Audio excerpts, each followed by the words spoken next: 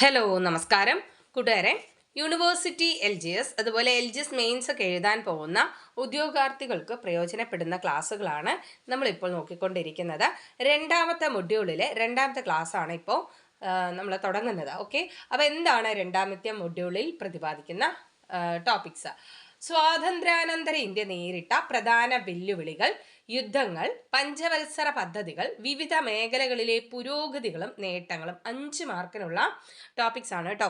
അപ്പോൾ എന്താണ് വിവിധ മേഖലകളിലെ പുരോഗതികളും നേട്ടങ്ങളും എന്ന് പറയുന്നത്? ഏതൊക്കെ മേഖലകളാണ്? വിദ്യാഭ്യാസം, കായികം, ബാങ്കിങ്, വ്യവസായം, വാണിജ്യം തുടങ്ങിയ എല്ലാ മേഖലകളിലെയും നേട്ടങ്ങൾ ഇതിൽ ഉൾപ്പെടുന്നതാണ്. അപ്പോൾ നമ്മൾ കറക്റ്റായിട്ട് ഇത് പഠിക്കുകയാണെങ്കിൽ ധനതത്വശാസ്ത്രം എന്ന് പറയുന്ന ചാപ്റ്റേഴ്സ്, SCRT ചാപ്റ്റേഴ്സ് ആണ് നമ്മൾ ഇതിൽ പഠിക്കാനായിട്ട് പോകുന്നത്. ഓക്കെ, ക്ലിയർ ആണോ? അപ്പം രണ്ടാമത്തെ ക്ലാസ് ആണെന്ന് പറഞ്ഞു. ഓക്കെ, അപ്പോൾ കഴിഞ്ഞ ക്ലാസ്സിന് തന്ന എല്ലാ പിന്തുണയും പ്രതീക്ഷിക്കുകയാണ്. അപ്പോൾ നമുക്ക് ക്ലാസ്സിലോട്ട് കടക്കാം. 5ാം ക്ലാസ്സിലെ 4ാമത്തെ പാഠമാണ് ആദ്യമായിട്ട് പഠിക്കാനായിട്ട് പോകുന്നത്. 5ാം ക്ലാസ്സിലെ 4ാമത്തെ പാഠം കരുതലോടെ ചെലവിടാം. കരുതലോടെ ചെലവിടാം. വരുമാനം ലഭിക്കുന്ന സാമ്പത്തിക പ്രവർത്തനത്തിനെ വിളിക്കുന്നത് തൊഴിൽ എന്നാണ്. വരുമാനം ലഭിക്കുന്ന സാമ്പത്തിക പ്രവർത്തനത്തിനെ വിളിക്കുന്നത് എന്താണ്? തൊഴിൽ. ഒരു കുടുംബത്തിലെ അംഗങ്ങൾക്ക് വിവിധ സ്രോതസ്സുകളിൽ നിന്ന് ലഭിക്കുന്ന പ്രതിഫലമാണ് കുടുംബാംഗങ്ങളുടെ വരുമാനം. എന്താണ് കുടുംബാംഗങ്ങളുടെ വരുമാനം? ഒരു കുടുംബത്തിലെ അംഗങ്ങൾക്ക് വിവിധ സ്രോതസ്സുകളിൽ നിന്ന് ലഭിക്കുന്ന പ്രതിഫലമാണ് കുടുംബാംഗങ്ങളുടെ വരുമാനം എന്ന് പറയുന്നത്. സാമ്പത്തിക സുരക്ഷിതത്വം ഉറപ്പാക്കുന്നതിൽ പ്രധാന പങ്ക് വഹിക്കുന്ന ഘടകങ്ങളാണ് സമ്പാദ്യം, മിതവ്യയശീലം എന്നിവ. എന്താണ് സാമ്പത്തിക സുരക്ഷ? നമ്മൾ സാമ്പത്തികമായിട്ട് സമ്പത്ത് സുരക്ഷിതമായിട്ട് എടുത്തു വെക്കുക അല്ലെ. സാമ്പത്തിക സുരക്ഷിതത്വം ഉറപ്പാക്കുന്നതിൽ പ്രധാന പങ്ക് വഹിക്കുന്ന ഘടകങ്ങൾ എന്തെല്ലാമാണ്? സമ്പാദ്യം. ആദ്യം സമ്പാദ്യം ഉണ്ടായിരിക്കണം. പിന്നെയോ മിതവ്യയശീലം. എന്താണ്? ആവശ്യത്തിന് മാത്രം ചിലവാക്കുക. അങ്ങനെയുള്ള മിതവ്യയശീലം ഉണ്ടായിരിക്കണം. ക്ലിയർ അല്ലേ? അടുത്തത്, നമുക്ക് എല്ലാവരുടെയും ആവശ്യങ്ങളെ തൃപ്തിപ്പെടുത്തുവാനുള്ള വിഭവങ്ങളുണ്ട്, എന്നാൽ ഒരാളുടെ പോലും അത്യാഗ്രഹത്തെ നിറവേറ്റാനില്ലതാനും. ആരുടെ വാക്കുകളാണിവ? ആരുടേതാണ്? ഗാന്ധിജിയുടെ വാക്കാണ്. ഓക്കെ, കോട്സ് ഒക്കെ നല്ലോണം ശ്രദ്ധിച്ച് പഠിക്കാം. നോക്കാം എന്താണ് പറയുന്നത്. നമുക്ക് എല്ലാവരുടെയും ആവശ്യങ്ങളെ തൃപ്തിപ്പെടുത്തുവാനുള്ള വിഭവങ്ങളുണ്ട്, എന്നാൽ ഒരാളുടെ പോലും അത്യാഗ്രഹത്തെ നിറവേറ്റാനില്ലതാനും. ആരുടെ വാക്കുകളാണ്? ഗാന്ധിജിയുടെ വാക്കുകൾ. ഇന്ത്യയിൽ സാമ്പത്തിക വർഷമായി കണക്കാക്കുന്നത് ഏപ്രിൽ 1 മുതൽ മാർച്ച് 31 വരെയാണ്. ഇന്ത്യയിൽ സാമ്പത്തിക വർഷം എന്ന് കണക്കാക്കുന്നത് ഏത് മുതൽ ഏത് വരെയാണ്? ഏപ്രിൽ 1 മുതൽ മാർച്ച് 31 വരെയാണ്. ഒന്ന് റിവൈസ് ചെയ്താലോ? ഇത്രയേ ഉള്ളൂ ആ ചാപ്റ്റർ. ഇപ്പോൾ ഒന്ന് റിവൈസ് ചെയ്യാം. വരുമാനം ലഭിക്കുന്ന സാമ്പത്തിക പ്രവർത്തനത്തെ വിളിക്കുന്നത് തൊഴിൽ എന്നാണ്. ഒരു കുടുംബത്തിലെ അംഗങ്ങൾക്ക് വിവിധ സ്രോതസ്സുകളിൽ നിന്ന് ലഭിക്കുന്ന പ്രതിഫലമാണ് കുടുംബാംഗങ്ങളുടെ വരുമാനം. സാമ്പത്തിക സുരക്ഷിതത്വം ഉറപ്പാക്കുന്നതിൽ പ്രധാന പങ്ക് വഹിക്കുന്ന ഘടകങ്ങളാണ് സമ്പാദ്യം, മിതവ്യയശീലം. നമുക്ക് എല്ലാവരുടെയും ആവശ്യങ്ങളെ തൃപ്തിപ്പെടുത്തുവാനുള്ള വിഭവങ്ങളുണ്ട്, എന്നാൽ ഒരാളുടെ പോലും അത്യാഗ്രഹത്തെ നിറവേറ്റാനില്ലതാനും. ആരുടെ വാക്കുകൾ? ഗാന്ധിജി. ഇന്ത്യയിൽ സാമ്പത്തിക വർഷമായി കണക്കാക്കുന്നത് ഏപ്രിൽ 1 മുതൽ മാർച്ച് 31 വരെയാണ്. ക്ലിയർ ആണ്? അടുത്തത് നമ്മൾ നോക്കുന്നത് 6ാം ക്ലാസ്സിലെ 4ാമത്തെ ചാപ്റ്ററാണ്. 6ാം ക്ലാസ്സിലെ 4ാമത്തെ ചാപ്റ്റർ ഉൽപാദന പ്രക്രിയയിലൂടെ. തീർച്ചയായിട്ടും നിങ്ങൾ ഇനി പറയുന്ന ഒരു പോയിന്റ് തീർച്ചയായിട്ടും നിങ്ങൾ ഏതെങ്കിലും ഒരു PSC എക്സാം എഴുതിയിട്ടുണ്ടെങ്കിൽ അതിൽ കണ്ടിട്ടുണ്ടാവും. അപ്പോൾ നമ്മൾ പഠിക്കാൻ പോകുന്നത് ഉൽപാദനത്തിന് സഹായിക്കുന്ന 4 പ്രധാന ഘടകങ്ങളുണ്ട്. ഉൽപാദനത്തിന് സഹായിക്കുന്ന 4 പ്രധാന ഘടകങ്ങളുണ്ട്. ഭൂമി, തൊഴിൽ, മൂലധനം, സംഘാടനം. ഭൂമി, തൊഴിൽ, മൂലധനം, സംഘാടനം എന്നിവയാണ് ഉൽപാദനത്തെ സഹായിക്കുന്ന പ്രധാനപ്പെട്ട 4 ഘടകങ്ങൾ. ഉൽപാദന പ്രക്രിയയിൽ ഉൽപാദന ഘടകങ്ങളായ ഭൂമിയുടെ പ്രതിഫലം അറിയപ്പെടുന്നത് പാട്ടം എന്നാണ്. എന്താണ്? ഉൽപാദന പ്രക്രിയയിൽ ഉൽപാദന ഘടകമായ ഭൂമിയുടെ പ്രതിഫലം അറിയപ്പെടുന്നത് പാട്ടം എന്നാണ്. മൂലധനത്തിനുള്ള പ്രതിഫലം അറിയപ്പെടുന്നത് പലിശ എന്നാണ്. മൂലധനത്തിനുള്ള പ്രതിഫലം പലിശ എന്നാണ്. മൂലധനം എന്തുമായിട്ട് കണക്ട് ചെയ്യാം? പൈസയായിട്ട് കണക്ട് ചെയ്യാം അല്ലെ. പൈസ നമ്മൾ ഇൻവെസ്റ്റ് ചെയ്ത് എന്ത് കിട്ടും? അതിൻ്റെ പലിശ കിട്ടും. ഓക്കെ, അടുത്തത് സംഘാടനത്തിനുള്ള പ്രതിഫലം ലാഭമാണ്. സംഘാടനത്തിലുള്ള പ്രതിഫലം ലാഭമാണ്. നമ്മളാണ് ആ ഒരു എന്താ പറയുക, ആ ഒരു വ്യവസായം ചെയ്യുന്നത് എന്നുണ്ടെങ്കിൽ, അല്ലെങ്കിൽ ആ ഒരു എന്താ പറയുക ഇൻവെസ്റ്റർ എന്നുണ്ടെങ്കിൽ നമുക്ക് എന്താ കിട്ടുക? ലാഭമാണ് കിട്ടുക, ലാഭം. ഓക്കെ, തൊഴിലിനുള്ള പ്രതിഫലമാണ് കൂലി. ഒരാൾ തൊഴിലാണ് ചെയ്യുന്നതെന്നുണ്ടെങ്കിൽ, അയാൾ ഒരു ജോലി ചെയ്യുന്നു എന്നുണ്ടെങ്കിൽ അയാൾക്ക് എന്ത് കിട്ടും? കൂലി കിട്ടും. തൊഴിലിനുള്ള പ്രതിഫലം കൂലി. ക്ലിയർ ആണോ? ഉൽപാദനത്തിന് സഹായിക്കുന്ന 4 പ്രധാന ഘടകങ്ങളാണ് പഠിച്ചത്. ഭൂമി, തൊഴിൽ, മൂലധനം, സംഘാടനം. ഉൽപാദന പ്രക്രിയയിൽ ഉൽപാദന ഘടകമായ ഭൂമിയുടെ പ്രതിഫലമാണ് പാട്ടം. മൂലധനത്തിനുള്ള പ്രതിഫലമാണ് പലിശ. സംഘാടനത്തിനുള്ള പ്രതിഫലമാണ് ലാഭം. തൊഴിലിനുള്ള പ്രതിഫലമാണ് കൂലി. ക്ലിയർ ആണോ? ഓക്കെ, നമുക്ക് അടുത്ത ചാപ്റ്റർ നോക്കാം. 6ാം ക്ലാസ്സിലെ 12ാമത്തെ ചാപ്റ്ററാണ് നോക്കുന്നത്. പ്രകൃതിയുടെ വരദാനം. പ്രകൃതിയുടെ വരദാനം. 1976 നാഷണൽ ജിയോഗ്രഫിക് മാസിക ലോകത്തിലെ ഏറ്റവും സമ്പന്നമായ രാഷ്ട്രമെന്ന് വിശേഷിപ്പിച്ചത് നൗറുവിനെയാണ്. ഏതിനെയാണ്? നൗറുവിനെ. നൗറു എവിടെയാണ് സ്ഥിതി ചെയ്യുന്നത്? പസഫിക് സമുദ്രത്തിലെ ദ്വീപ രാഷ്ട്രമാണ് നൗറു. 1976 നാഷണൽ ജിയോഗ്രഫിക് മാസിക ലോകത്തിലെ ഏറ്റവും സമ്പന്നമായ രാഷ്ട്രമെന്ന് വിശേഷിപ്പിച്ചത് നൗറുവിനെയാണ്. നൗറു സ്ഥിതി ചെയ്യുന്നത് പസഫിക് സമുദ്രത്തിലെ ദ്വീപ രാഷ്ട്രമായിട്ടാണ്. നൗറുവിന്റെ സമ്പന്നതയ്ക്ക് സഹായകമായത് ഫോസ്ഫേറ്റ് ഖനനമാണ്. അപ്പോൾ നൗറു എന്ന് പറയുന്ന രാജ്യത്തിന് ഒരുപാട് സാമ്പത്തികമായിട്ട് മുന്നിൽ നിൽക്കുന്ന രാജ്യമായിരുന്നു. എന്തുകൊണ്ടാണ്? അവിടെ ഫോസ്ഫേറ്റ് ഖനനം ഉണ്ടായിരുന്നു. എന്നാൽ നൗറുവിന്റെ പതനത്തിന് കാരണം അമിതമായ ഫോസ്ഫേറ്റ് ഖനനമാണ്. ഉണ്ടായിരുന്ന ഈ ഫോസ്ഫേറ്റിനെ ഖനനം ചെയ്ത് ഒരുപാട് ചൂഷണം ചെയ്തത് കൊണ്ട് തന്നെ എന്തായി? നൗറുവിന്റെ പതനം സംഭവിച്ചു, അല്ലെ? അമിതമായ ഫോസ്ഫേറ്റ് ഖനനം മൂലം നൗറുവിന് പതനം സംഭവിച്ചു. 2 തരം പ്രകൃതി വിഭവങ്ങളുണ്ട്. ജൈവ വിഭവങ്ങളെന്നും അജൈവ വിഭവങ്ങളെന്നും 2ആയി തരംതിരിക്കാം. 2 തരത്തിലുള്ള പ്രകൃതി വിഭവങ്ങളാണുള്ളത്. ഒന്ന് ജൈവ വിഭവങ്ങൾ, 2 അജൈവ വിഭവങ്ങൾ. 1992 ബ്രസീലിലെ റിയോ ഡി ജനീറോയിൽ നടന്ന ഐക്യരാഷ്ട്ര സംഘടനയുടെ ആദ്യ ഭൗമ ഉച്ചകോടിയിൽ പ്രസംഗിച്ച് ശ്രദ്ധിക്കപ്പെട്ട 12 വയസ്സുകാരിയാണ് സെവൻ കുളിസ് സുസുക്കി. എന്താണ്? സെവൻ കുളിസ് സുസുക്കി എന്ന് പറയുന്ന 12 വയസ്സുകാരി ഉച്ചകോടിയിൽ പ്രസംഗിച്ച് ശ്രദ്ധ നേടി. എന്തായിരുന്നു? 1992 ബ്രസീലിലെ റിയോ ഡി ജനീറോയിൽ നടന്ന ഐക്യരാഷ്ട്ര സംഘടനയുടെ ആദ്യ ഭൗമ ഉച്ചകോടിയിൽ പ്രസംഗിച്ച് ശ്രദ്ധിക്കപ്പെട്ട 12 വയസ്സുകാരിയാണ് സെവൻ കുളിസ് സുസുക്കി എന്ന് പറയുന്നത്. കാനഡക്കാരിയാണ്. ഓക്കെ, ഇതിൽ കുറേ പോയിന്റ്സ് നിങ്ങൾക്ക് ഇമ്പോർട്ടൻ്റ് അല്ല എന്ന് തോന്നും. ഒരു കാര്യം ചെയ്യാം, നിങ്ങൾ ഒരു 4 വട്ടമെങ്കിലും ഈ ക്ലാസ് കേൾക്കാനായിട്ട് ശ്രമിക്കുക. അല്ല എന്നുണ്ടെങ്കിൽ ക്ലാസ് കേൾക്കുന്നതിനോടൊപ്പം ഒരു പേജ് എടുത്ത് വെച്ച് അല്ലെങ്കിൽ ഒരു ബുക്ക് എടുത്ത് വെച്ച് പോയിന്റ്സ് ജസ്റ്റ് നോട്ട് ചെയ്താൽ തന്നെ മതി. നമുക്ക് ക്വസ്റ്റ്യൻ പേപ്പറിൽ കാണുമ്പോൾ തന്നെ ഇത് നമ്മൾ പഠിച്ചിട്ടുണ്ട് എന്നുള്ളൊരു ധാരണയെങ്കിലും നിങ്ങൾക്ക് കിട്ടും. തീർച്ചയായിട്ടും നിങ്ങൾക്കത് പ്രയോജനപ്പെടും. ഓക്കെ, ഇത് കുറച്ച് നമ്മൾ സയൻസും അതുപോലെ ചരിത്രവും ഒന്നും പഠിക്കുന്ന പോലെയുള്ള ഒരു ടോപ്പിക്കല്ല. അതുകൊണ്ട് തന്നെ മുഷിഞ്ഞിരിക്കാൻ സാധ്യതയുണ്ട്. അതുകൊണ്ട് ഒരു 2-3 വട്ടം ഒരു പാട്ട് കേൾക്കുന്ന ലാഘവത്തോടു കൂടിയെങ്കിലും ഇത് കേൾക്കാനായിട്ട് ശ്രമിക്കുക. ഓക്കെ, നോക്കാം. അടുത്തത്, ഐക്യരാഷ്ട്രസഭ ജൂൺ 5 പരിസ്ഥിതി ദിനമായി ആചരിക്കാൻ തീരുമാനിക്കുന്നതിനിടയാക്കിയ പ്രസംഗമാണ് 1972 സ്റ്റോക്ക്ഹോം മാനവ പരിസ്ഥിതി സമ്മേളനത്തിലെ ഇന്ദിരാഗാന്ധിയുടെ പ്രസംഗം. എന്താ പറയുന്നത്? ഐക്യരാഷ്ട്രസഭ ജൂൺ 5 പരിസ്ഥിതി ദിനമായി ആചരിക്കാൻ തീരുമാനിക്കുന്നതിനിടയായ പ്രസംഗം ഏതായിരുന്നു എന്ന് ചോദിച്ചാൽ 1972 സ്റ്റോക്ക്ഹോം മാനവ പരിസ്ഥിതി സമ്മേളനം. ആ സമ്മേളനത്തിൽ ഇന്ദിരാഗാന്ധിയുടെ പ്രസംഗമാണ് നമ്മൾ ജൂൺ 5 പരിസ്ഥിതി ദിനമായി ആചരിക്കാൻ ഇടയാക്കിയത് എന്നാണ് പറയുന്നത്. വലിയ കാര്യമല്ലേ? എന്താണ്? ജൂൺ 5 നമ്മൾ പരിസ്ഥിതി ദിനമായി ആചരിക്കുന്നുണ്ട്, അല്ലെ? അതിന് കാരണക്കാരായത് ആരാണ്? നമ്മുടെ ഇന്ദിരാഗാന്ധിയുടെ പ്രസംഗമാണ്. ഓക്കെ, അപ്പോൾ ഒന്നുകൂടെ നോക്കാം. ഐക്യരാഷ്ട്രസഭ ജൂൺ 5 പരിസ്ഥിതി ദിനമായി ആചരിക്കാൻ തീരുമാനിക്കുന്നതിനിടയാക്കിയ പ്രസംഗമാണ് 1972 സ്റ്റോക്ക്ഹോം മാനവ പരിസ്ഥിതി സമ്മേളനത്തിലെ ഇന്ദിരാഗാന്ധിയുടെ പ്രസംഗം. ക്ലിയർ ആണോ? അടുത്തത്, വംശനാശം സംഭവിച്ച ജീവികൾക്ക് ഉദാഹരണങ്ങൾ ഏതെല്ലാമാണ്? ഡോഡോ മൗറീഷ്യസ്, അറോച്ച് ഇന്ത്യയിലുണ്ടായിരുന്ന കന്നുകാലി വർഗമാണ് അറോച്ച് എന്ന് പറയുന്നത്. ഏഷ്യൻ ചീറ്റപ്പുലി. ഇത്തരം ജീവികൾക്ക് വംശനാശം സംഭവിച്ചു എന്നാണ് പറയുന്നത്. അപ്പോൾ വംശനാശം സംഭവിച്ച ജീവികൾക്ക് ഉദാഹരണങ്ങൾ ഏതെല്ലാമാണ്? ഡോഡോ മൗറീഷ്യസ്, അറോച്ച് ഇന്ത്യയിലുണ്ടായിരുന്ന കന്നുകാലി വർഗമാണ് അറോച്ച്, ഏഷ്യൻ ചീറ്റപ്പുലി. അപ്പൊ ഇങ്ങനെ തന്നെ പഠിക്കുക. ഡോഡോ മൗറീഷ്യസ്, അറോച്ച് ഇന്ത്യ, ഏഷ്യൻ ചീറ്റപ്പുലി എന്നിവയ്ക്കാണ് വംശനാശം സംഭവിച്ചത്. നമുക്ക് ഈ പോർഷൻസ് ഒന്നുകൂടെ റിവൈസ് ചെയ്താലോ? നോക്കാം. 1976 നാഷണൽ ജിയോഗ്രഫിക് മാസിക ലോകത്തിലെ ഏറ്റവും സമ്പന്നമായ രാഷ്ട്രമെന്ന് വിശേഷിപ്പിച്ചത് നൗറുവിനെയാണ്. നൗറുവിന്റെ സമ്പന്നതയ്ക്ക് കാരണമായത് ഫോസ്ഫേറ്റ് ഖനനമാണ്. ഫോസ്ഫേറ്റ് ഖനനം മൂലം നൗറു സമ്പന്നമാവുകയും പതനത്തിന് കാരണമാവുകയും ചെയ്തു.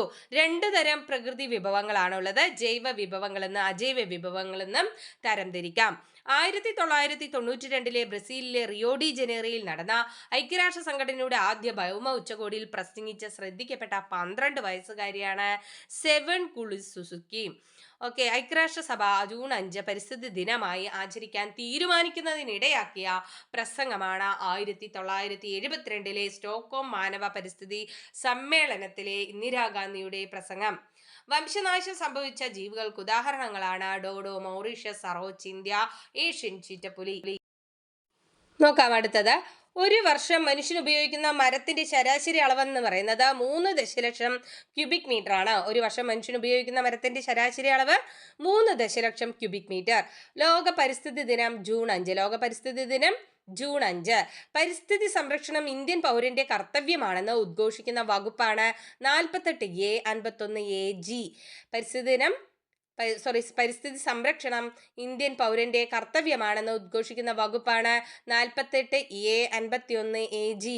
ഇന്ത്യയിൽ വിഭവ സംരക്ഷണത്തിനായി നിലവിൽ വന്ന നിയമങ്ങളാണ് പരിസ്ഥിതി സംരക്ഷണ നിയമം, ജല നിയമം, വന സംരക്ഷണ നിയമം, വായു നിയമം, ദേശീയ പരിസ്ഥിതി ട്രിബ്യൂണൽ എന്നിവ. ഇന്ത്യയിൽ വിഭവ സംരക്ഷണത്തിനായി നിലവിൽ വന്ന നിയമങ്ങൾ ഏതെല്ലാമാണ്? പരിസ്ഥിതി സംരക്ഷണ നിയമം, ജല നിയമം, വനസംരക്ഷണ നിയമം, വായു നിയമം, ദേശീയ പരിസ്ഥിതി ട്രിബ്യൂണൽ നിയമം.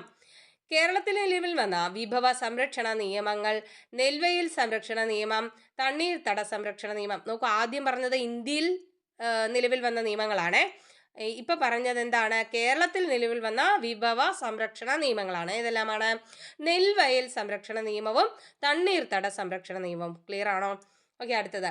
1999 ജല അതോറിറ്റി സ്ഥാപിക്കാനിടയായ സംഭവം എന്ന് പറയുന്നത് പെരിയാർ നദീ സംരക്ഷണത്തിന് വേണ്ടിയുള്ള ജനമുന്നേറ്റമായിരുന്നു. 1999 ജല അതോറിറ്റി സ്ഥാപിതമായത്. അതിന് ഇടയാക്കിയ സംഭവം ഏതായിരുന്നു? പെരിയാർ നദീ സംരക്ഷണത്തിന് വേണ്ടിയുള്ള ജനമുന്നേറ്റം. അടുത്ത, വരും തലമുറകൾക്ക് അവരുടെ ആവശ്യത്തിനുള്ള വിഭവങ്ങളുടെ ശേഷിയിൽ കുറവ് വരുത്താതെ തന്നെ ഇന്നത്തെ തലമുറ അവരുടെ ആവശ്യങ്ങൾ നിറവേറ്റുന്ന സമീപനമാണ് സുസ്ഥിര വികസനം. അപ്പോൾ നമ്മൾ സുസ്ഥിര വികസനം എന്നൊക്കെ പറയാറുണ്ട്. എന്താണത്? വരും തലമുറകൾക്ക് അവരുടെ ആവശ്യത്തിനുള്ള വിഭവങ്ങളുടെ ശേഷിയിൽ കുറവ് വരാത്ത രീതിയിൽ ഇന്നത്തെ തലമുറ അവരുടെ ആവശ്യങ്ങൾ നിറവേറ്റുന്നതിനെ പറയുന്ന പേരാണ് സുസ്ഥിര വികസനം. എന്താണ്? നമ്മൾ വരുന്ന തലമുറയ്ക്കും കൂടെ എടുത്തു വെച്ച് വേണം നമ്മൾ ഇവിടെ ഉപയോഗിക്കാനായിട്ട്. ക്ലിയർ അല്ലേ? ഓക്കെ, അടുത്തത്. സുസ്ഥിര വികസനത്തിലേക്കുള്ള മാർഗങ്ങൾ എന്താണ്? എന്തെല്ലാമാണ്? സുസ്ഥിര വികസനം സംഭവിക്കണം എന്നുണ്ടെങ്കിൽ വിഭവങ്ങൾ പുനഃചംക്രമണം ചെയ്യുക. എന്താണ്? ഇപ്പോൾ നമ്മൾ ഉപയോഗിക്കുന്ന ഏതൊരു സാധനങ്ങളാണെങ്കിലും അത് വീണ്ടും ഉപയോഗിക്കാനായിട്ട് ശ്രമിക്കുക. പിന്നെ അടുത്തത്, അവയുടെ ഉപയോഗം കുറയ്ക്കുക. പിന്നെ ഇപ്പൊ നമ്മൾ എന്താ പറയാ, എക്സാമ്പിൾ പറയാം. ഇപ്പം വനങ്ങൾ വെട്ടി നശിപ്പിച്ചിട്ടാണ് നമ്മൾ എന്ത് ചെയ്യുക? വീട്ടിന് വേണ്ട ഗാർഹിക ഉപകരണങ്ങൾ അല്ലേ, ഫർണിച്ചേഴ്സ് ഒക്കെ ഉണ്ടാക്കുക. അപ്പം നമ്മൾ എന്ത് ചെയ്യണം? അതിന് പകരം പഴയത് റീയൂസ് ചെയ്യാൻ പറ്റുന്ന രീതിയിലുള്ള മരം ഉപയോഗിച്ചുള്ള ഫർണിച്ചേഴ്സ് കിട്ടുകയാണെങ്കിൽ അത് ഉപയോഗിക്കുക. ഓക്കെ, ക്ലിയർ ആണോ? ഇത് എക്സാമ്പിൾ ആണ് പറഞ്ഞത്. ഓക്കെ, അവയുടെ ഉപയോഗം കുറയ്ക്കുക. നമുക്ക് എന്ത് ചെയ്യാൻ പറ്റും? മരത്തിൻ്റെ തന്നെ വേണമെന്നില്ല എന്ന് വെച്ച് നമുക്ക് ഇപ്പം എന്താണ്, ജനലും കട്ടളയും അങ്ങനെയുള്ള സാധനങ്ങളൊക്കെ എന്തിൽ കിട്ടും? ഇരുമ്പിലോ അങ്ങനെ മറ്റ് രീതിയിൽ നമുക്ക് കിട്ടും അല്ലേ. ഫാബ്രിക്സ് ഉപയോഗിച്ചോ ഒക്കെ നമുക്ക് ചെയ്യാനായിട്ട് കഴിയും. അപ്പോൾ അത്തരത്തിലുള്ള ഒരു സമീപനം നമ്മൾ കൈക്കൊള്ളുക. പിന്നെ അവ പുനരുപയോഗിക്കുക. ഈ പുനരുപയോഗിക്കുക എന്നുള്ളതാണ് നമ്മൾ അന്ന് പറഞ്ഞത്. ഓക്കെ, ക്ലിയർ ആണോ? അപ്പോൾ സുസ്ഥിര വികസനത്തിലേക്കുള്ള മാർഗങ്ങൾ എന്തെല്ലാമാണ്? വിഭവങ്ങൾ പുനഃചംക്രമണം ചെയ്യുക, അവയുടെ ഉപയോഗം കുറയ്ക്കുക, അവ പുനരുപയോഗിക്കുക. ക്ലിയർ ആണോ? ഓക്കെ, ഒന്നുകൂടെ റിവൈസ് ചെയ്യാം. ഒരു വർഷം മനുഷ്യൻ ഉപയോഗിക്കുന്ന മരത്തിന്റെ ശരാശരി അളവ് എന്ന് പറയുന്നത് 3 ദശലക്ഷം ക്യൂബിക് മീറ്റർ ആണ്. ലോക പരിസ്ഥിതി ദിനം ജൂൺ 5. പരിസ്ഥിതി സംരക്ഷണം ഇന്ത്യൻ പൗരന്റെ കർത്തവ്യമാണെന്ന് ഉദ്ഘോഷിക്കുന്ന വകുപ്പാണ് 48A 51AG. ഇന്ത്യയിൽ വിഭവ സംരക്ഷണത്തിനായി നിലവിൽ വന്ന നിയമങ്ങളാണ് പരിസ്ഥിതി സംരക്ഷണ നിയമം, ജല നിയമം, വനസംരക്ഷണ നിയമം, വായു നിയമം, ദേശീയ പരിസ്ഥിതി ട്രിബ്യൂണൽ. കേരളത്തിൽ നിലവിൽ വന്ന വിഭവ സംരക്ഷണ നിയമങ്ങളാണ് നെൽവയൽ സംരക്ഷണ നിയമം, തണ്ണീർത്തട സംരക്ഷണ നിയമം. 1999 ജല അതോറിറ്റി സ്ഥാപിക്കാനിടയായ സംഭവം പെരിയാർ നദീ സംരക്ഷണത്തിനു വേണ്ടിയുള്ള ജനമുന്നേറ്റമാണ്. വരും തലമുറകൾക്ക് അവരുടെ ആവശ്യത്തിനായുള്ള വിഭവങ്ങളുടെ ശേഷിയിൽ കുറവ് വരുത്താതെ തന്നെ ഇന്നത്തെ തലമുറ അവരുടെ ആവശ്യങ്ങൾ നിറവേറ്റുന്ന സമീപനമാണ് സുസ്ഥിര വികസനം. സുസ്ഥിര വികസനത്തിലേക്കുള്ള മാർഗങ്ങൾ ഏതെല്ലാമാണ്? വിഭവങ്ങൾ പുനഃചംക്രമണം ചെയ്യുക, അവയുടെ ഉപയോഗം കുറയ്ക്കുക, അവ പുനരുപയോഗിക്കുക. ക്ലിയർ ആണോ? ഓക്കെ, നമ്മൾ അടുത്ത ക്ലാസ്സിലോട്ട് കിടക്കുകയാണ്. 7ാം ക്ലാസ്സിലെ 5ാമത്തെ പാഠമാണ്. 7ാം ക്ലാസ്സിലെ 5ാമത്തെ പാഠം സാമ്പത്തിക സ്രോതസ്സുകൾ. സാമ്പത്തിക സ്രോതസ്സുകൾ. നോക്കൂ, ഈ പോർഷൻസ് നമ്മൾ തീർച്ചയായിട്ടും പഠിച്ചിരിക്കണം. നമ്മുടെ ടോപ്പിക്സിൽ ഇല്ല എന്നല്ല, നമ്മുടെ സാമ്പത്തിക ശാസ്ത്രം എന്ന് പറയുന്ന അല്ലെങ്കിൽ ധനതത്വ ശാസ്ത്രം എന്ന് പറയുന്ന ടോപ്പിക്സ് ഒക്കെ പഠിക്കാൻ ദഹിക്കാനൊക്കെ എല്ലാവർക്കും വളരെ പ്രയാസമാണ്. അപ്പോൾ ഈ കുഞ്ഞു കുഞ്ഞു ചാപ്റ്ററിലേ ഉള്ളൂ, അതുകൊണ്ടാണ് ഞാൻ ഇത് ആഡ് ചെയ്തത് കേട്ടോ. അപ്പോൾ നമ്മുടെ ടോപ്പിക്സ് വരുന്നേ ഉള്ളൂ, നമുക്കിത് എന്തായാലും പഠിച്ചു പോകാം. ക്ലിയർ അല്ലേ? അപ്പോൾ നോക്കാം, സാമ്പത്തിക സ്രോതസ്സുകൾ. സ്കൂളുകളിലെ ഓരോ കുട്ടിയെയും സംബന്ധിക്കുന്ന എല്ലാ വിവരങ്ങളും ശേഖരിച്ച് രേഖപ്പെടുത്തുന്ന പദ്ധതിയാണ് സമ്പൂർണ്ണ. ഓക്കെ, ഇത് കറണ്ട് ആയിട്ടും ചോദിക്കാൻ സാധ്യതയുള്ള ഒരു ചോദ്യമാണ്. കറണ്ട് അഫെയർ ആയിട്ട് ചോദിക്കാനും സാധ്യതയുള്ള ഒരു പോയിന്റ് ആണ് കേട്ടോ. എന്താ പറഞ്ഞത്? സ്കൂളുകളിലെ ഓരോ കുട്ടിയെയും സംബന്ധിക്കുന്ന എല്ലാ വിവരങ്ങളും ശേഖരിച്ച് രേഖപ്പെടുത്തുന്ന പദ്ധതിയാണ് സമ്പൂർണ്ണ. പ്രകൃതി വിഭവങ്ങൾ നേരിട്ട് ഉപയോഗപ്പെടുത്തി നടത്തുന്ന പ്രവർത്തനങ്ങൾ ഉൾപ്പെടുന്ന മേഖലയാണ് പ്രാഥമിക മേഖല അഥവാ കാർഷിക മേഖല എന്നറിയപ്പെടുന്നു. അപ്പം നിങ്ങൾ ഈ ചോദ്യങ്ങൾ കണ്ടിട്ടുണ്ടാവില്ലേ ക്വസ്റ്റ്യൻ പേപ്പറിൽ? നിങ്ങൾ PSC ഇതിന് മുന്നേ എഴുതിയ ആളുകളാണെങ്കിൽ തീർച്ചയായിട്ടും കണ്ടിരിക്കാനുള്ള ഒരു സാധ്യതയുണ്ട്. എന്താണ്? പ്രകൃതി വിഭവങ്ങൾ നേരിട്ട് ഉപയോഗപ്പെടുത്തി നടത്തുന്ന പ്രവർത്തനങ്ങൾ ഉൾപ്പെടുന്ന മേഖല അറിയപ്പെടുന്നത് പ്രാഥമിക മേഖല അഥവാ കാർഷിക മേഖല എന്നാണ്. പ്രാഥമിക മേഖലയിൽ ഉൾപ്പെടുന്ന പ്രധാന പ്രവർത്തനങ്ങളാണ് കൃഷിയും അനുബന്ധ പ്രവർത്തനങ്ങളും, വനപരിപാലനം, മത്സ്യബന്ധനം, ഖനനം എന്നിവ. അപ്പൊ പ്രാഥമിക മേഖല എന്ന് പറയുമ്പോൾ അതിൽ ഏതെല്ലാം മേഖലകൾ ഉൾപ്പെടുന്നുണ്ട്? കൃഷി ഉൾപ്പെടുന്നുണ്ട്, വനപരിപാലനം ഉൾപ്പെടുന്നുണ്ട്, മത്സ്യബന്ധനം ഉൾപ്പെടുന്നുണ്ട്, ഖനനം ഉൾപ്പെടുന്നുണ്ട്. ഇതെല്ലാം നമുക്ക് പ്രകൃതിയിൽ നിന്ന് നേരിട്ട് കിട്ടുന്ന വിഭവങ്ങളാണ് അല്ലേ? അപ്പൊ പ്രാഥമിക മേഖലയിൽ ഉൾപ്പെടുന്ന പ്രധാന പ്രവർത്തനങ്ങൾ ഏതെല്ലാമാണ്? കൃഷിയും അനുബന്ധ പ്രവർത്തനങ്ങളും, വനപരിപാലനം, മത്സ്യബന്ധനം, ഖനനം. പ്രാഥമിക മേഖലയിൽ ഉൽപ്പന്നങ്ങൾ അസംസ്കൃത വസ്തുവായി ഉപയോഗിച്ച് പുതിയ ഉൽപ്പന്നങ്ങൾ ഉണ്ടാക്കുന്ന പ്രവർത്തനങ്ങൾ ഉൾപ്പെടുന്ന മേഖലയാണ് ദ്വിതീയ മേഖല, അതായത് വ്യവസായ മേഖല. എന്താണ് വ്യവസായം എന്ന് എല്ലാവർക്കും അറിയാം അല്ലേ? അതേപോലെ അതിനെയാണ് ദ്വിതീയ മേഖല എന്ന് പറയുന്നത്. രണ്ടാമത്തെ ഘട്ടം അല്ലേ? നമുക്ക് ആദ്യം പ്രാഥമിക മേഖലയിൽ എന്താണോ നമുക്ക് കിട്ടിയ ഉൽപ്പന്നം അത് ഉപയോഗിച്ച് എന്ത് ചെയ്യുന്നു?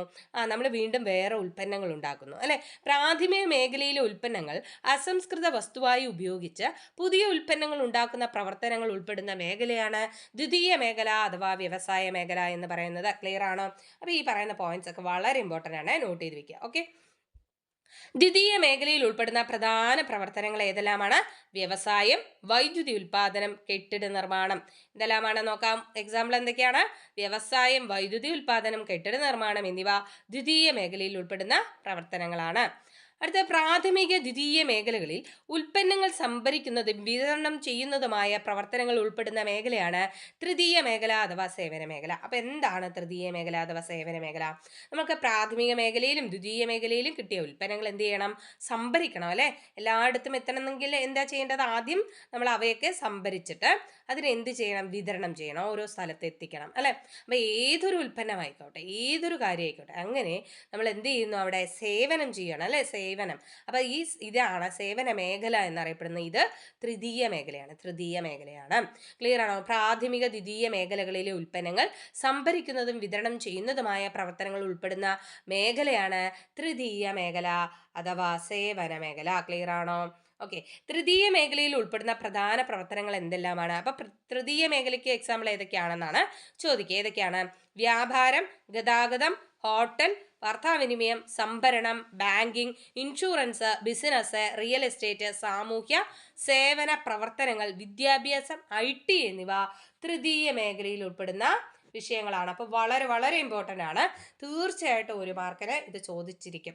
അപ്പോൾ എന്താ പറയുന്നത്? തൃതീയ മേഖലയിൽ ഉൾപ്പെടുന്ന പ്രവർത്തനങ്ങൾ വ്യാപാരം, ഗതാഗതം, ഹോട്ടൽ, വാർത്താവിനിമയം, സംഭരണം, banking, insurance, business, real estate, സാമൂഹ്യ സേവന പ്രവർത്തനങ്ങൾ, വിദ്യാഭ്യാസം, IT എന്നിവ തൃതീയ മേഖലയിൽ ഉൾപ്പെടുന്ന സേവന മേഖലയാണ്. സേവന മേഖലയാണ് തീർച്ചയായിട്ടും ഈ 2 കാര്യങ്ങൾ പഠിച്ചിരിക്കുക. അപ്പം നമുക്ക് പെട്ടെന്ന് കിട്ടും. ക്ലിയർ ആണോ? അപ്പോൾ നമുക്ക് ആലോചിച്ചാൽ തന്നെ അറിയാലോ, വിദ്യാഭ്യാസം ഒരു സേവന മേഖലയാണ്, ബാങ്കിങ് സേവന മേഖലയാണ്, അവിടെയൊക്കെ എന്താ നടക്കുന്നത്? സേവനമാണ് നടക്കുന്നത് അല്ലേ? ക്ലിയർ അല്ലേ? ഓക്കെ. ഇപ്പം നമ്മളിപ്പം സാമ്പത്തിക പ്രവർത്തനങ്ങളെ 3 മേഖലകളാക്കിയതാണ് കണ്ടത് അല്ലേ? ഇത്തരത്തിൽ 3 മേഖലകളാക്കിയത് ആരാണ്? CSO ആണ്, സെൻട്രൽ സ്റ്റാറ്റിസ്റ്റിക്കൽ ഓഫീസാണ്. സാമ്പത്തിക പ്രവർത്തനങ്ങളെ 3 മേഖലകളായി വർഗീകരിച്ചിരിക്കുന്നത് CSO ആണ്. CSO എന്ന് പറഞ്ഞാൽ സെൻട്രൽ സ്റ്റാറ്റിസ്റ്റിക്കൽ ഓഫീസ്. സ്ഥിതി വിവര കണക്കുകൾ സംയോജിപ്പിക്കുകയും അത് ഉപയോഗിച്ച് ദേശീയ വരുമാനം കണക്കാക്കുകയും ചെയ്യുന്ന സ്ഥാപനമാണ് CSO. CSOയുടെ എന്താണ് ഡ്യൂട്ടി? സ്ഥിതി വിവര കണക്കുകൾ സംയോജിപ്പിക്കുക, പിന്നെ അത് ഉപയോഗിച്ച് ദേശീയ വരുമാനം കണക്കാക്കുക. ഇതാണ് CSOയുടെ എന്താണ് ഡ്യൂട്ടി. ഓക്കെ, ഒന്നുകൂടെ റിവൈസ് ചെയ്യാം. സ്കൂളുകളിലെ ഓരോ കുട്ടിയെയും സംബന്ധിക്കുന്ന എല്ലാ വിവരങ്ങളും ശേഖരിച്ച് രേഖപ്പെടുത്തുന്ന പദ്ധതിയാണ് സമ്പൂർണ്ണ. പ്രകൃതി വിഭവങ്ങൾ നേരിട്ട് ഉപയോഗപ്പെടുത്തി നടത്തുന്ന പ്രവർത്തനങ്ങൾ ഉൾപ്പെടുന്ന മേഖലയാണ് പ്രാഥമിക മേഖല അഥവാ കാർഷിക മേഖല. പ്രാഥമിക മേഖലയിൽ ഉൾപ്പെടുന്ന പ്രധാന പ്രവർത്തനങ്ങളാണ് കൃഷിയും അനുബന്ധ പ്രവർത്തനങ്ങളും, വനപരിപാലനം, മത്സ്യബന്ധനം, ഖനനം എന്നിവ. പ്രാഥമിക മേഖലയിൽ ഉൽപ്പന്നങ്ങൾ അസംസ്കൃത വസ്തുവായി ഉപയോഗിച്ച് പുതിയ ഉൽപ്പന്നങ്ങൾ ഉണ്ടാക്കുന്ന പ്രവർത്തനങ്ങൾ ഉൾപ്പെടുന്ന മേഖലയാണ് ദ്വിതീയ മേഖല അഥവാ വ്യവസായ മേഖല. ദ്വിതീയ മേഖലയിൽ ഉൾപ്പെടുന്ന പ്രധാന പ്രവർത്തനങ്ങളാണ് വ്യവസായം, വൈദ്യുതി ഉൽപാദനം, കെട്ടിട നിർമ്മാണം എന്നിവ. പ്രാഥമിക ദ്വിതീയ മേഖലകളിൽ ഉൽപ്പന്നങ്ങൾ സംഭരിക്കുന്നതും വിതരണം ചെയ്യുന്നതുമായ പ്രവർത്തനങ്ങൾ ഉൾപ്പെടുന്ന മേഖലയാണ് തൃതീയ മേഖല അഥവാ സേവന മേഖല. തൃതീയ മേഖലയിൽ ഉൾപ്പെടുന്ന പ്രധാന പ്രവർത്തനങ്ങളാണ് വ്യാപാരം, ഗതാഗതം, ഹോട്ടൽ, വാർത്താവിനിമയം, സംഭരണം, banking, insurance, business, real estate, സാമൂഹ്യ സേവന പ്രവർത്തനങ്ങൾ, വിദ്യാഭ്യാസം, IT എന്നിവ. സാമ്പത്തിക പ്രവർത്തനങ്ങളെ 3 മേഖലകളായി വർഗീകരിച്ചത് CSO ആണ്, സെൻട്രൽ സ്റ്റാറ്റിസ്റ്റിക്കൽ ഓഫീസ്. സ്ഥിതി വിവര കണക്ക് സംയോജിപ്പിക്കുകയും അതുപയോഗിച്ച് ദേശീയ വരുമാനം കണക്കാക്കുകയും ചെയ്യുന്ന സ്ഥാപനമാണ് CSO. ക്ലിയർ ആണോ? നോക്കാം അടുത്തത്. CSO ഏത് മന്ത്രാലയത്തിന് കീഴിൽ പ്രവർത്തിക്കുന്നു? കേന്ദ്ര സ്ഥിതി വിവര പദ്ധതി നിർവഹണ മന്ത്രാലയം. CSO ഏത് മന്ത്രാലയത്തിന് കീഴിലാണ് പ്രവർത്തിക്കുന്നത്? കേന്ദ്ര സ്ഥിതി വിവര പദ്ധതി നിർവഹണ മന്ത്രാലയം. അടുത്തത് 2011 കണക്ക് പ്രകാരം ഓരോ മേഖലയിലെയും തൊഴിൽ ലഭ്യതയുടെ ശതമാനമാണ് തന്നിരിക്കുന്നത്. പ്രാഥമിക മേഖല 53.2%, ദ്വിതീയ മേഖല 21.5%, തൃതീയ മേഖല 25.3%. അതായത് ശതമാനത്തിന്റെ അടിസ്ഥാനത്തിൽ ഏറ്റവും കൂടുതൽ തൊഴിൽ ലഭ്യത ഉണ്ടായത് പ്രാഥമിക മേഖലയിലും, രണ്ടാമത് തൃതീയ മേഖലയിലും, മൂന്നാമത് ദ്വിതീയ മേഖലയിലുമാണ് തൊഴിൽ ലഭ്യത ഉണ്ടായിരിക്കുന്നത് എന്ന് കാണിക്കുന്ന ഒരു ടേബിളാണ്.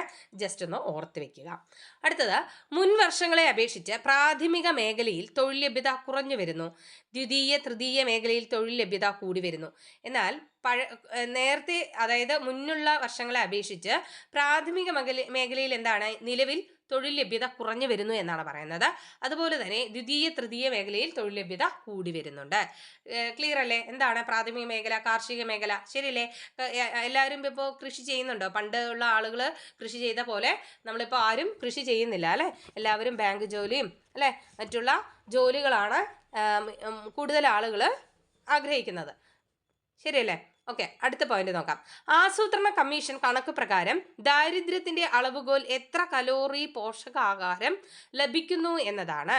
നഗരപ്രദേശങ്ങളിൽ 2100 കലോറിയിൽ താഴെ മാത്രം പോഷക ആഹാരം ലഭിക്കുന്നവർ ദാരിദ്ര്യം അനുഭവിക്കുന്നവർ ആണ്. ഗ്രാമപ്രദേശങ്ങളിൽ ഇത് 2400 കലോറിയാണ്. എന്താണ് പറയുന്നത്? ആസൂത്രണ കമ്മീഷൻ ഒരു കണക്കുണ്ട്. അത് പ്രകാരം ഇത്ര കലോറി ഉണ്ടെങ്കിൽ മാത്രമേ അവിടെ എന്തുള്ളൂ, അവര് ദരിദ്രരല്ല എന്ന് പറയാൻ കഴിയുള്ളൂ. ക്ലിയർ ആണോ? അപ്പോൾ എന്താ പറയുന്നത്? ആസൂത്രണ കമ്മീഷന്റെ കണക്ക് പ്രകാരം ദാരിദ്ര്യത്തിന്റെ അളവുകോൽ എന്ന് പറയുന്നത് എത്ര കലോറി പോഷക ആഹാരം ലഭിക്കുന്നു എന്നതാണ്. നഗരപ്രദേശങ്ങൾ 2100 കലോറിയിൽ താഴെ മാത്രം പോഷകാഹാരം ലഭിക്കുന്നവർ ദാരിദ്ര്യം അനുഭവിക്കുന്നവരാണ്. അതായത് 2100 കലോറിയിൽ താഴെ പോഷകാഹാരമാണ് അവിടുത്തെ ആളുകൾക്ക് ഉണ്ടെന്നുണ്ടെങ്കിൽ അവരെന്താണ് ദാരിദ്ര്യം അനുഭവിക്കുന്നു എന്ന് പറയണം. അതുപോലെ ഗ്രാമപ്രദേശങ്ങളിലാണ് ഇത് 2400 കലോറിയാണ്.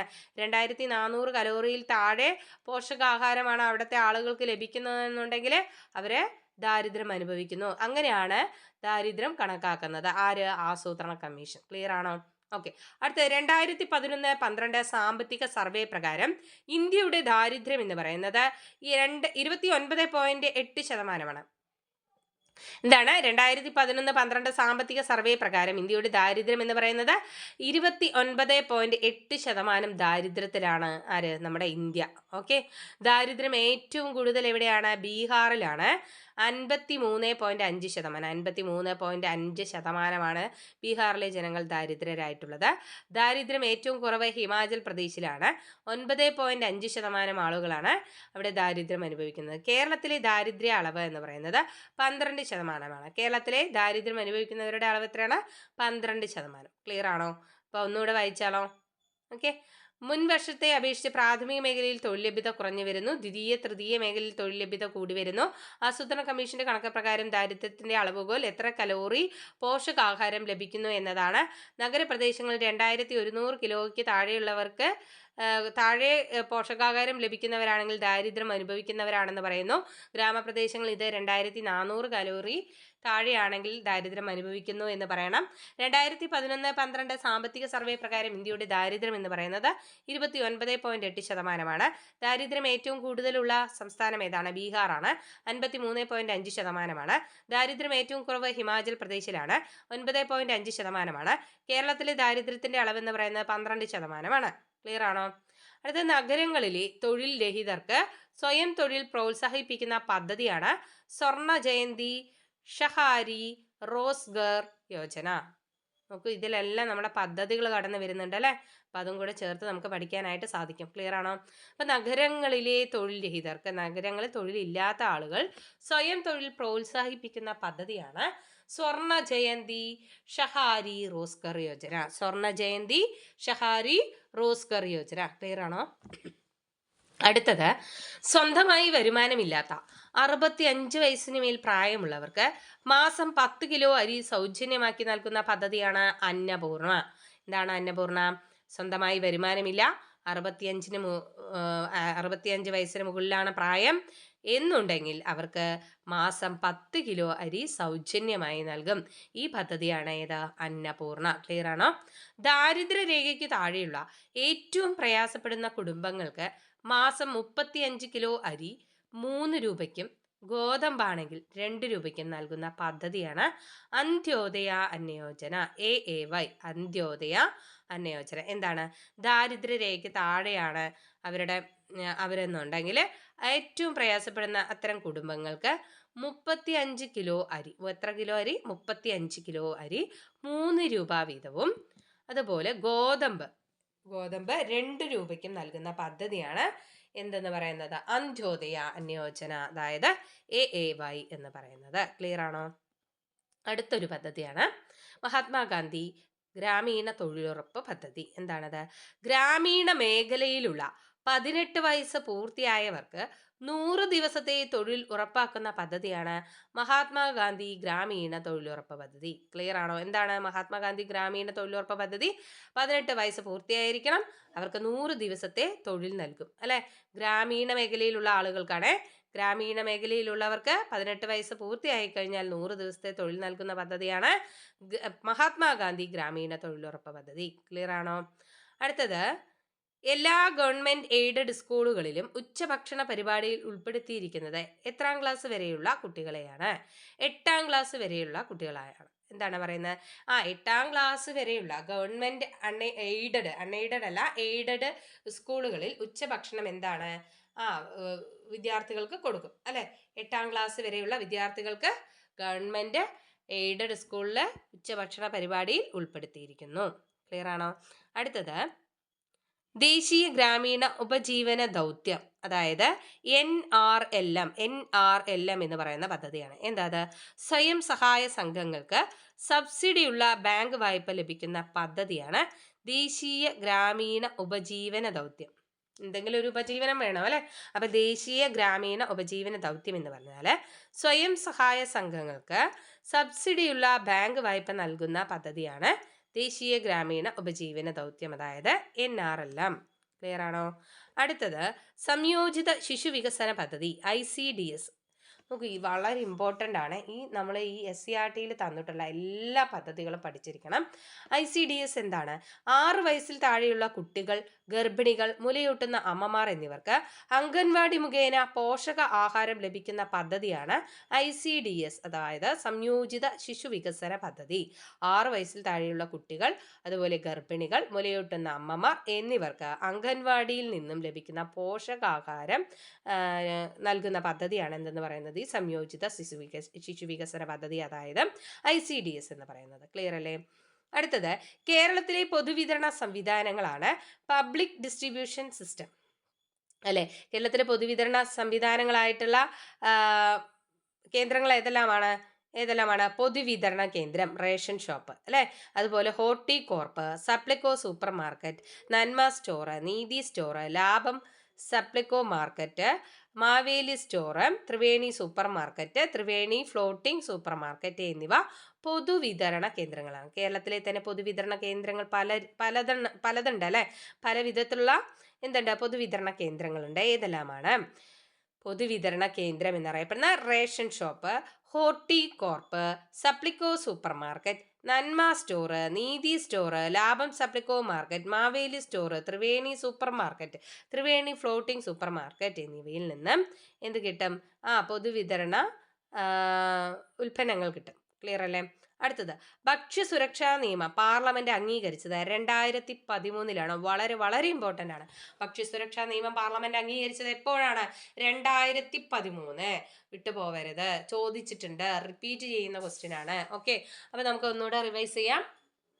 CSO ഏതു മന്ത്രാലയത്തിന് കീഴിൽ പ്രവർത്തിക്കുന്നു? കേന്ദ്ര സ്ഥിതിവിവര പദ്ധതി നിർവഹണ മന്ത്രാലയം.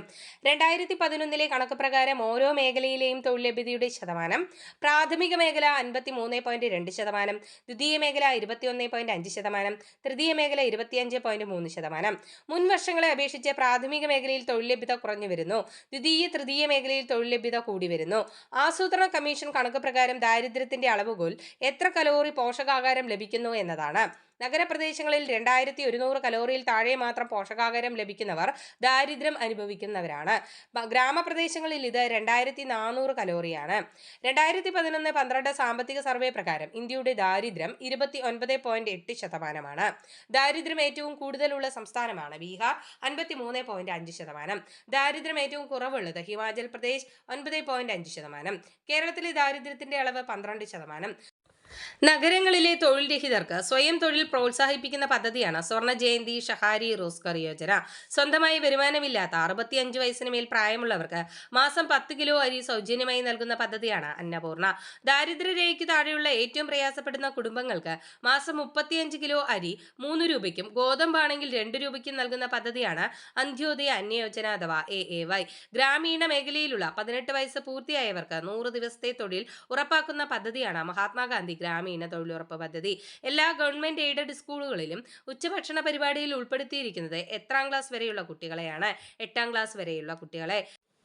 സ്വയം സഹായ സംഘങ്ങൾക്ക് സബ്സിഡിയുള്ള ബാങ്ക് വായ്പ ലഭ്യമാക്കുന്ന പദ്ധതിയാണ് ദേശീയ ഗ്രാമീണ ഉപജീവന ദൗത്യം, അതായത് NRLM. 6 വയസ്സിൽ താഴെയുള്ള കുട്ടികൾ, ഗർഭിണികൾ, മുലയൂട്ടുന്ന അമ്മമാർ എന്നിവർക്ക് അംഗൻവാടി മുഖേന പോഷകാഹാരം ലഭ്യമാക്കുന്ന പദ്ധതിയാണ് സംയോജിത ശിശു വികസന പദ്ധതി, അതായത് ICDS. കേരളത്തിലെ പൊതുവിതരണ സംവിധാനങ്ങളാണ് പൊതുവിതരണ കേന്ദ്രം, അതായത് ration shop, Horticorp, Supplyco super market, നന്മ സ്റ്റോർ, നീതി സ്റ്റോർ, ലാഭം Supplyco market, Maveli store, Triveni super market, Triveni floating super market എന്നിവ. ഭക്ഷ്യസുരക്ഷാ നിയമം പാർലമെന്റ് അംഗീകരിച്ചത് 2013. കൂട്ടുകാരെ, ഈ ക്ലാസ് വളരെ പ്രയോജനപ്രദമായി എന്ന് തന്നെയാണ് വിശ്വസിക്കുന്നത്. ഓക്കെ, ധനതത്വശാസ്ത്രം എന്ന് പറയുന്ന കുറച്ച് റിസ്കി ആയിട്ടുള്ളൊരു ടോപ്പിക്കാണ്. പഠിക്കാൻ ഭയങ്കര റിസ്ക്കിയാണ്. അതുകൊണ്ട് തന്നെ നിങ്ങൾ കുറച്ച് കൂടുതൽ ടൈം ഇതിന് വേണ്ടിയിട്ട് സ്പെൻഡ് ചെയ്യണമെന്ന് അഭ്യർത്ഥിക്കുകയാണ്. 2-3 ക്ലാസ്സുകളിലായി തന്നെ തീർച്ചയായിട്ടും അടുത്ത 2 ക്ലാസ്സുകളിലായിട്ട് നമ്മുടെ ഈ സെക്കൻഡ് മൊഡ്യൂൾ കംപ്ലീറ്റ് ചെയ്യാൻ പറ്റും എന്ന് തന്നെയാണ് വിശ്വാസം. ഓക്കെ, അപ്പോൾ അടുത്ത ക്ലാസ്സിൽ കാണാം. താങ്ക്